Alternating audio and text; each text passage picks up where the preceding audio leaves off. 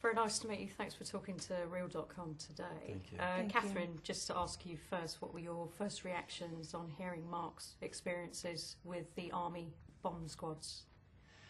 Well, I was intrigued, to say the least, and thought immediately that it would make a very interesting character study. And these are men who have the most dangerous job in the world. So, and yet in America it's a volunteer military, so they choose to walk toward what everybody else is running from. So I thought it'd be pretty interesting. And Mark, I mean, obviously your experiences now with these people. What kind of people actually volunteer for these roles, in your experience?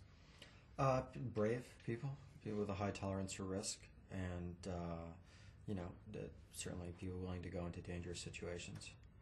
Did you actually encounter any tense situation with them?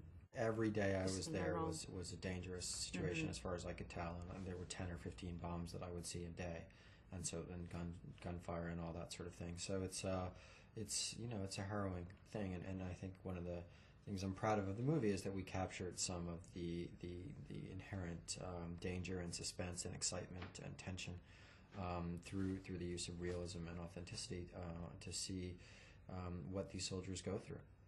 Give a little bit of a sense of what they go through.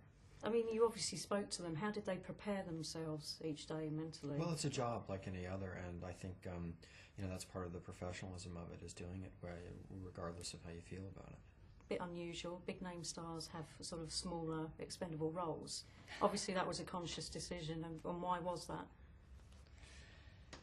Well, it was, I think, important to us to have slightly less familiar names and actors play the leads, and that, for many reasons. One is an opportunity to work with emerging talent and great sort of future stars, but at the same time to kind of amplify the tension and the suspense, because I think you bring to the screen with a name actor a certain degree of expectation, and so this takes that out of the equation. Yeah, it's very interesting, because obviously with a big named actor you expect to run with them throughout the story, and they may or may not be alive at the end of it, so that was quite interesting. And in terms of the actual leads that you chose, like Jeremy Renner and Anthony Mackie and the like, what is it that they had? What qualities did they have for the roles that they portrayed that you're particularly interested in? A really formidable talent, and I think an ability to convey truth and honesty, and I just think they're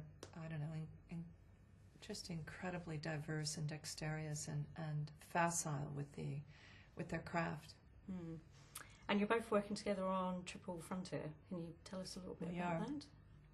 Well, all I can tell you is that it takes place in South America, because I haven't written it yet. But we hope it'll deal with some of the lawless region down there, and where Brazil meets Argentina and Paraguay. Sounds interesting. Yeah, very interesting. And just a final thing, obviously, sort of, what's going on at the moment. From your experiences of dealing with the servicemen, how do they see the situation going in Afghanistan and Iraq? Well, I think it's hard to generalize, but I think there's definitely a sense that the situation in Afghanistan particularly is very complicated and challenging, and it's and not necessarily clear what the end game will be there. So I think that's safe to say. Well, I wish you every success with the film. It was absolutely terrifyingly awesome. Constant, non-stop, basically action, but absolutely brilliant. So best of luck with it. Thank you very much.